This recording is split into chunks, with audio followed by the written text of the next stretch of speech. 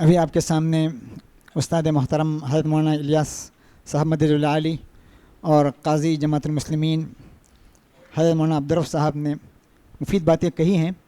میں بھی اس وقت انشاءاللہ مختصر اپنی بات رکھوں گا، وقت بہت کم ہے، تمام لوگوں سے فائدہ اٹھانا ہے. اللہ تعالیٰ ہمیں کہتا ہے وَلَٰكِن كُونُوا رَبَّانِيِّينَ کہتا ہے، وَلَٰكِن كُونُوا رَبَّانِيِّينَ، یعنی ربانی بننے کے لیے اللہ تعالیٰ ہمیں کہہ رہا ہے. ربانی میں کیا اوصاف ہونی چاہیے؟ 2 اوصاف ہونی چاہیے. الا لہ الخلق والامر کہا، الا لہ الخلق والامر. مفسرین نے لکھا ہے امر سے مراد خدا کا کلام ہے اور خلق سے مراد خدا کی مخلوق ہے. تو یہ 2 چیزیں ہیں. اس مجلس میں دونوں چیزوں کو دونوں حضرات کو مبارکبادی دی جا رہی ہے، تہنیت دی جا رہی ہے. تو گویا امر جو ہے خدا کی قولی صفت ہے اور خلق جو ہے عملی صفت ہے.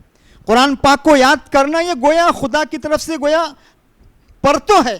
اس لیے قرآن کہتا ہے بل هو آیات بینات فی صدور الذین اوتوا العلم کہا گیا. گویا یہ خدا کی نشانیاں ہیں کھلی ہوئی جو کہ اہل علم کی سینوں میں ہے. تو یہ گویا اس کا تعلق صفت سے ہے، صفت ربانی قولی صفت سے ہے، اور خدمت خلق کا تعلق عملی صفت سے ہے.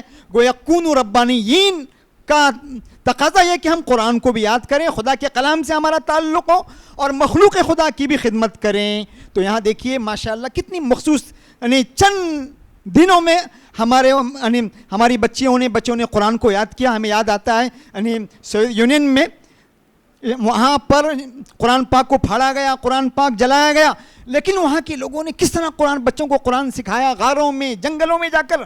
تو یہ خدا کی نشانیاں ہیں. بل هو آیات بینات کہہ رہے ہیں فی صدور الذین اوتوا العلم. تو گویا قرآن کو یاد کرنا کوئی معمولی چیز نہیں ہے. جس طرح حضرت مولانا الیاس صاحب نے کہا کہ گویا دنیا جہاں کی نعمت قرآن میں موجود ہے، ولا رطب ولا یابس الا فی کتاب مبین. بر و بحر میں اور خشکی و تری میں جو کچھ ہے وہ قرآن پاک میں موجود ہے. کیوں؟ خشکی و تری اور زمین و ارض و سما یہ خدا کی کتاب میں سما نہیں سکتے، یہ خدا کی مخلوق ہے. اور قرآن خدا کی دائمی صفت ہے. صفت اور خلق کا تعلق گویا قطرے اور سمندر، یہ مثال دینا بھی صحیح نہیں ہے، قطرہ اور سمندر. تو میں اس موقع پر ان حضرات کو بھی، ان حفاظ حضرات کو بھی مبارکباد دوں گا جو آگے بڑھے اور اپنے وقت کا صحیح فائدہ اٹھایا اور مخصوص چند مدت میں انہوں نے قرآن کو یاد کیا. اس کے علاوہ جو ماشاءاللہ ہمارے نوجوانوں نے جس طرح خدمت کی ہے، بلال ایسوسیشن نے، یہ بھی بہت بڑی چیز ہے. اللہ تعالیٰ کہتے ہیں الخلق عیال اللہ، مخلوق خدا کا پریوار ہے. فاحب الخلق الی اللہ، خدا کے پریوار میں خدا کا چہیتا کون ہے؟ خدمت کرنے والا. تو یہ خدمت کرنے مخلوق کی خدمت کرنا یہ بہت بڑا کام ہے. بہت پاپڑ بیلنے کی ضرورت پڑتی ہے، ہفت خانی رستم طے کرنے پڑتی ہیں، بہت آسان کام نہیں ہے. اسی لیے قرآن کیا کہتا ہے؟ فَلَقْتَحَمَ الْعَقَبَةَ وَمَا أَدْرَاكَ مَا الْعَقَبَةُ فَكُّ رَقَبَةٍ أَوْ إِطْعَامٌ فِي يَوْمٍ ذِي مَسْغَبَةٍ يَتِيمًا ذَا مَتْرَبَةٍ أَوْ مِسْكِينًا ذَا مَقْرَبَةٍ یتیمن ذا مقربہ او مسکینن ذا متربہ. تو گویا چڑھائی پر چڑھنا بہت مشکل کام ہے.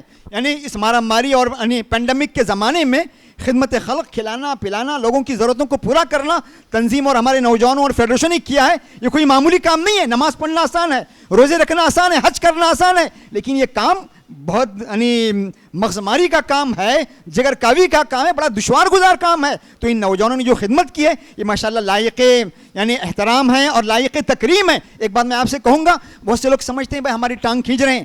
ٹانگ ان کی کھینچی جاتی جو آگے بڑھ رہا ہے. جو ساکت اور جامد ہے اس کی ٹانگ کھینچی نہیں جاتی، آگے بڑھنے والوں کی ٹانگ کھینچی جاتی ہے. پگڑی ان کی اچھالی جاتی ہے جو خدمت کا تاج اور ترقی کا تاج پہنے ہوئے ہیں. تو میں کہتا ہوں، علامہ شعراوی نے کہا ہے، وہ کہتے ہیں، بڑے مفسر قرآن ہے، ان الانسان لربہ لکنود، انسان اپنے رب کا بڑا ناشکرہ ہے. یہ آیت میں جب میرے ذہن میں آتی ہے تو مجھے معلوم ہے میں نے فلاں پر احسان کیا، فلاں کو تعلیم دی، فلاں کو ڈاکٹر بنایا، فلاں کو انجینئر بنایا، فلاں کو کھلایا، فلاں کو پلایا. یہ آیت میں سنتا ہوں تو مجھے اطمینان ہو جاتا ہے. لوگ میری تعریف کریں یا نہ کریں، میرا رب خوش ہے. ارے معمولی انسان جو تالو سے لے کر تلوے تک خدا کی نعمتوں میں شراب بور ہے، وہ خدا کا نہیں ہو سکتا، خدا کا ناشکرہ ہے. تو میرا اور آپ کا شکر گزار کیسے بنے گا؟ یہ تصور ہی انسان کے لیے کافی ہے. تو وقت کم ہے، ہمارے علماء کرام سے فائدہ اٹھانا ہے، قاضیان سے فائدہ اٹھانا ہے. یہ کچھ باتیں تھی جو میں نے آپ کے سامنے کہی. میں اس موقع پر تنظیم کے ذمہ داران کا بھی مشکور ہوں کہ انہوں نے مجھے کچھ باتیں کہنے کا موقع دیا. وآخر دعوانا الحمدللہ رب العالمین.